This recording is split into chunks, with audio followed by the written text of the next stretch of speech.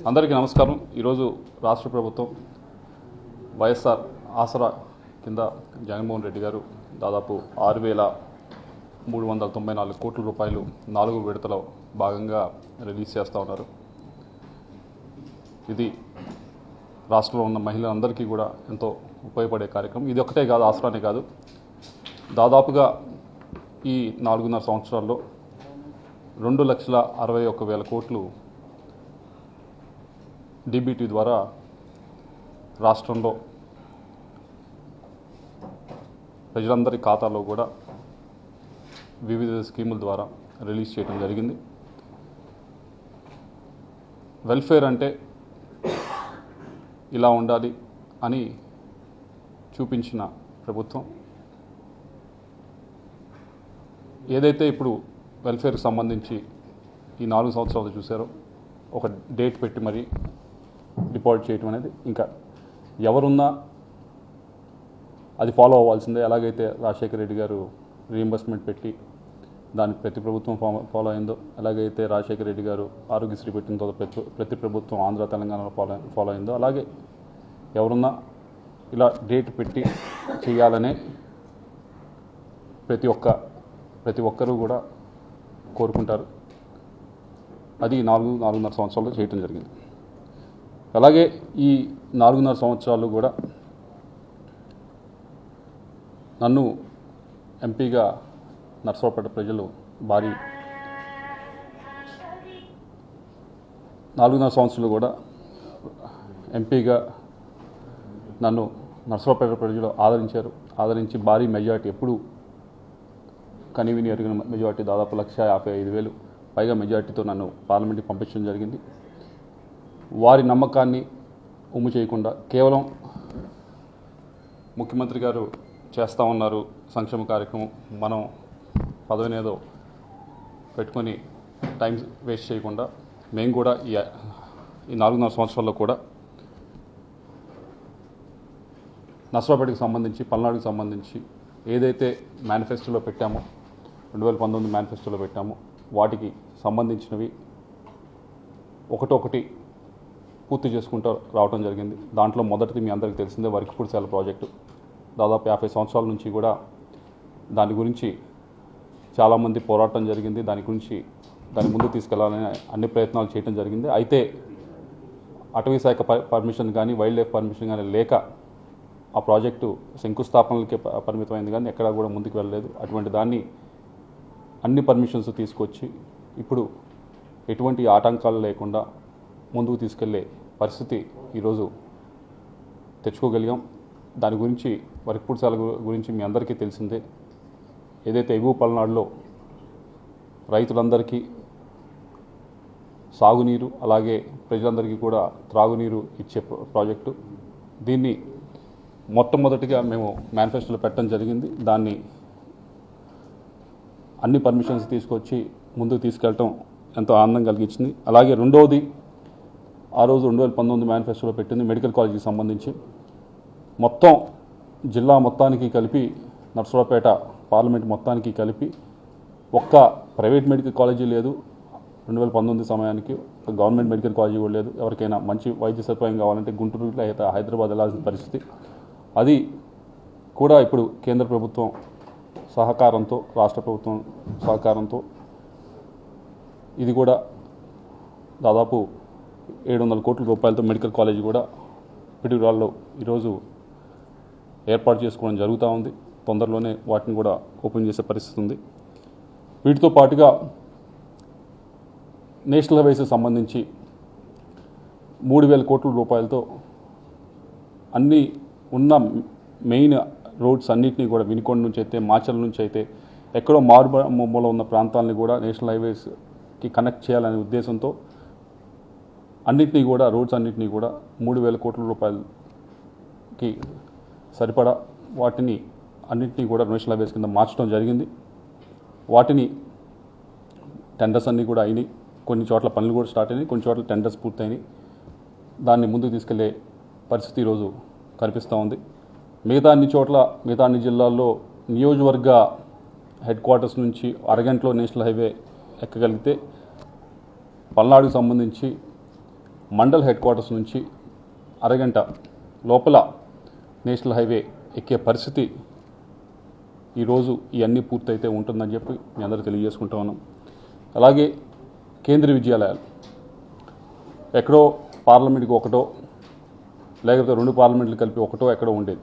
అటువంటిది ఇప్పుడు నర్సరావుపేట పార్లమెంట్కి సంబంధించి 4 కేంద్రీయ విద్యాలయాలు ఇప్పుడు శాంక్షన్ అయ్యి ఇప్పుడు ఏర్పాటయ్యేదానికి ఒకటి ఆల్రెడీ 2 ఆల్రెడీ పనిచేస్తున్నాయి. మరో 2 కొత్తగా మాచర్లను నర్సరావుపేట శాంక్షన్ అయ్యి అవి కూడా తొందరలోనే నెక్స్ట్ అకాడమిక్ ఇయర్ నుంచి అవి కూడా వినియోగంలోకి వస్తాయి. అలాగే ఇండో ఇజ్రాయెల్ ప్రాజెక్ట్ ఏదైతే రైతులకి ఎంతో ఉపయోగకరమైంది.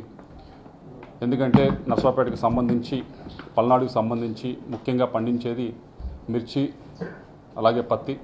ఈ రెండింటినీ కూడా అభివృద్ధి బాగా చేసుకున్నప్పుడే ఎటువంటి ఇబ్బందులు లేకుండా అటు వాతావరణ పరంగా కానీ తెగులు పరంగా కానీ ఇబ్బందులు లేకుండా చేసినప్పుడు మాత్రమే రైతులకి లాభాలు వస్తాయని నమ్మి ఇజ్రాయెల్ గవర్నమెంట్ వారి సహకారంతో నకరికల్లో మొన్న ఈ మధ్య శంకుస్థాపన కూడా చేసుకున్నాం. ఇజ్రాయెల్ అంబాసిడర్ కూడా వచ్చి చేసి వెళ్ళడం జరిగింది. దాన్ని కూడా మనం ఈరోజు నర్సరావుపేట పార్లమెంట్లో స్థాపించుకోగలుగుతున్నాం.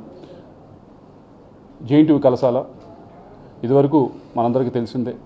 జేఎన్టీయూ కళాశాల నర్సరావుపేటలో అయితే ఉంది, కానీ దాన్ని కనీసం భవనాల్లో సొంత భవనాలు లేక ఏదో అద్దె భవనాల్లో నడుపుతూ ఉండేది. అటువంటిది ఇప్పుడు సొంత భవనాన్ని నిర్మిస్తా ఈరోజు జేఎన్టీయూ కళాశాలకి ఒక కళ తీసుకురావడం జరిగింది.